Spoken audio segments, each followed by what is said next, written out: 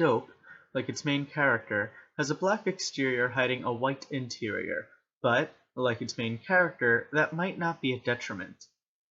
Dope follows Malcolm, a black nerd living in the poor neighborhood of Inglewood, California, on the verge of graduating and with dreams of attending Harvard. Things get complicated when, after a shootout at a party he's attending, Malcolm finds himself with a backpack full of drugs that he has to sell, or the local gang will come after him and his friends. And all the gang violence, Inglewood, and 90s hip-hop basically just provide a black wallpaper on what is essentially a John Hughes-style coming-of-age movie. At the center is a teenage boy focused on the twin goalposts of teenage boydom, surviving high school and getting laid. Predictably, Malcolm's geekiness due to liking white people, things like punk music and getting good grades, provide exactly the sort of advantages that allow him to get the girl and rid the drugs in time. It's a movie where the main character finds strength in his otherness, where at first there was only alienation, and being that Malcolm's otherness is directly and repeatedly linked to his whiteness despite being black, also gives the film a bit of a mighty whitey bent. Malcolm is essentially a super negro or exceptional black man archetype. Overall, I find the race politics of this film to be really confusing and even two-faced at times. By the end of the film, Malcolm accepts that the world will inevitably see him as a black man before seeing him as anything else, but he doesn't seem to embrace it. Instead, his strengths and his entire character are built from him removing himself from the elements that define blackness for every other character in the film. And what is that supposed to say about the value of the black culture that he spends the entire running time of trying to avoid? And yet, the movie has the gall to directly accuse the viewers with a pretentious fourth wall breaking speech about we supposedly automatically having low expectations for where black people come from?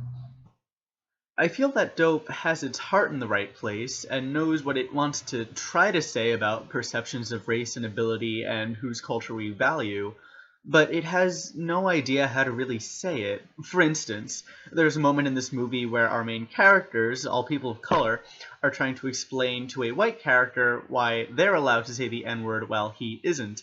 And this exchange ends with the explanation essentially being that the white character shouldn't say it because one of the black characters will slap him.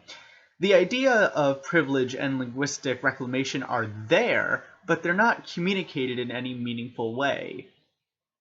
And yet, despite all this racial confusion, I can't say that Dope is a bad movie. It's well acted, well paced, beautifully shot, and very engaging.